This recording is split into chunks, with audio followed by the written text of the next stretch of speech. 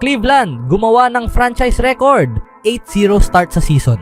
Isaiah Stewart, nag-viral ang ginawa kay LeBron. At Warriors mapanganib. Mas lumuwag ang spacing sa pagbabalik ni Curry. Splash bodies hit again. Bago ang lahat, kung gusto nyo ng matibay na basketball shoes, Curry shoes, mabibili lamang sa halagang $2,499. I-click lamang ang link sa comment section. Mabilis na dumarami ang panalo ng Cavaliers at kasabay nito ang pagtaas ng kanilang kumpiyansa. Sa 8-0 start sa season, sila ang tanging team na walang talo sa Eastern Conference at sa puntong ito, maaaring kaya nilang panalunin ang lahat ng laro. Iyan ang plano, sabi ni center Jarrett Allen na may malawak ng ngiti. Pinanatili ng Cavs ang kanilang malinis na record nitong Lunes ng gabi sa isang panalo laban sa Milwaukee Bucks na sinubukang abutin ang Cleveland sa kabila ng pagkawala ni two-time MVP Giannis Antetokounmpo dahil sa injury. Nagtala si Darius Garland ng 39 points upang pamunuan ang Cavs. Tinapatan si Bucks star Damian Lillard sa huling minuto kung saan ipinakita ng dalawang point guard ang husay sa pag-shoot sa harap ng masiglang crowd sa Rocket Mortgage Fieldhouse.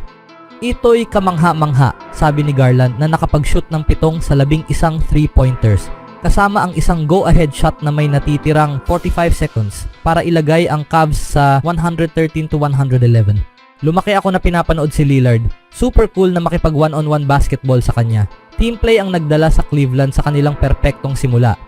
Sa panalong ito, nagtala ang Cavs ng pinakamagandang simula sa kasaysayan ng kanilang prangkisa, kapantay ng 1976-77 Cavs na nagsimula sa 8-0 at nagtapos sa 43-39 sa ilalim ni Coach Bill Fitch.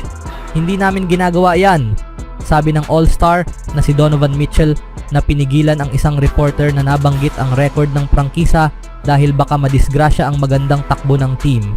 Hindi ko alam yan, maganda ito. Siyempre gusto mong tamasahin ang maliliit na tagumpay sa daan, pero sa huli, 8 laro pa lang ito.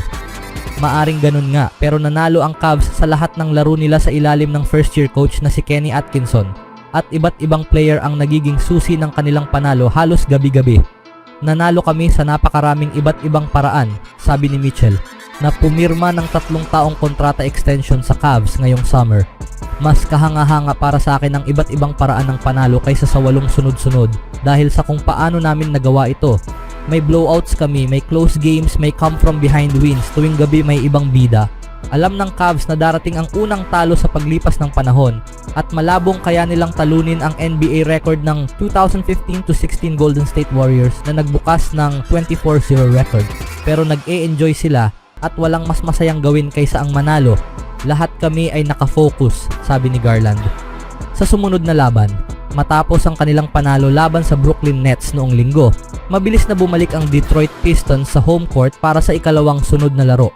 Sa pagkakataong ito, sila ang mag-host sa LA Lakers at kay LeBron James. Para sa karamihan sa Pistons, isa na lamang itong regular na laro. Ngunit para kay Isaiah Stewart, ito ay isa na namang muling pagtatagpo kay LeBron matapos ang kanilang kontrobersyal na insidente. 2 taon na ang nakalipas.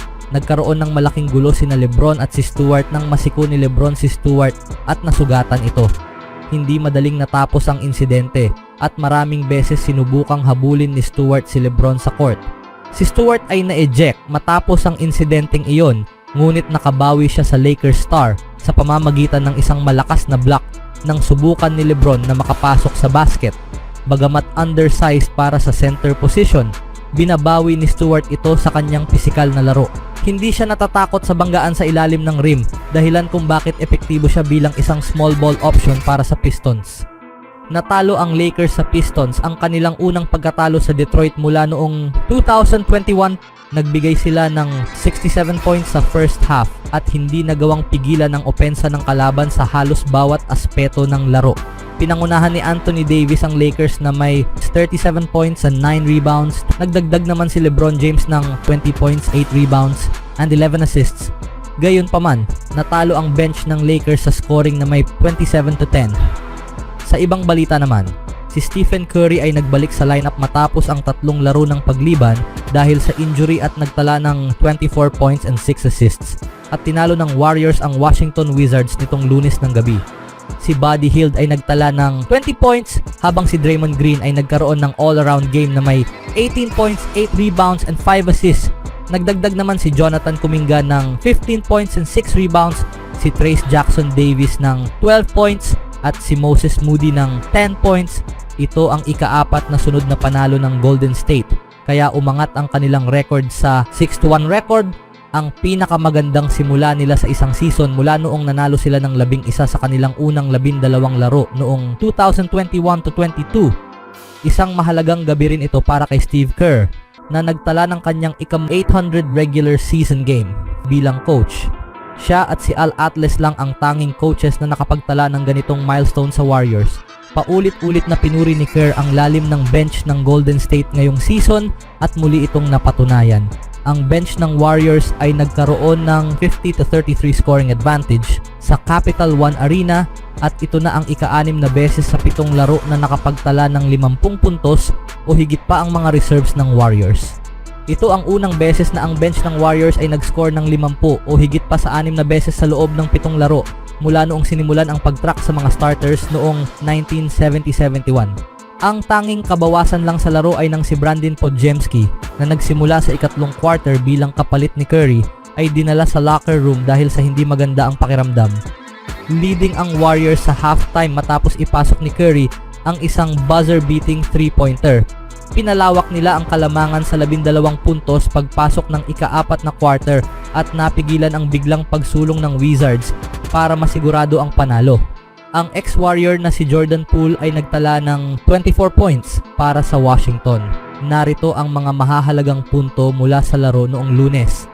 Kahit na maganda ang laro ng Warriors habang nagpapa-recover si Curry mula sa ankle injury, mas tumataas ang kumpiyansa at kakayahan ng team kapag ang 2-time NBA MVP ay nasa court.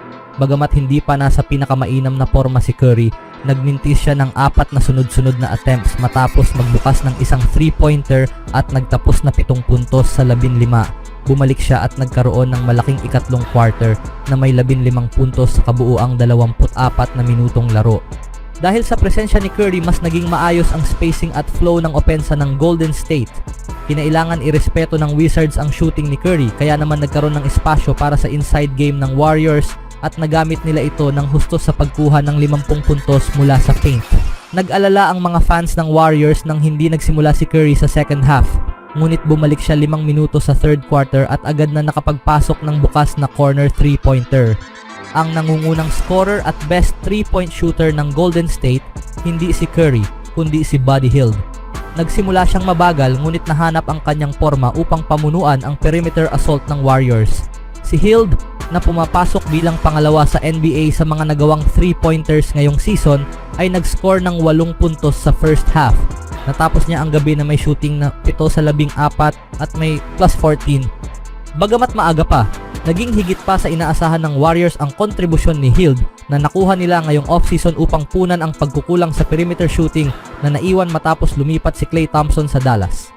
Si Andrew Wiggins ay nagsimula ng maayos ngayong season bago napaliban sa 2 laro dahil sa back strain. Ngunit simula nang bumalik, nahihirapan siya sa kanyang shooting. 2 araw matapos magmintis ng 6 sa 9 na attempts sa overtime win ng Warriors laban sa Houston Rockets, hindi makahanap ng ritmo si Wiggins sa opensa. Nagmintis siya ng unang 7 attempts at walang na-score sa first half at nagtapos na 1 sa 9 overall. Ano ang masasabi niyo mga kaibigan? Do it on my own, so I gotta get through it. And the only thing I know is to love what I'm doing. Never give up, never slow, till I finally prove it. Never listen to the no's, I just wanna keep moving. Keep my head up when I act, head up, that's a fact. Never looking back, I'ma keep myself on track.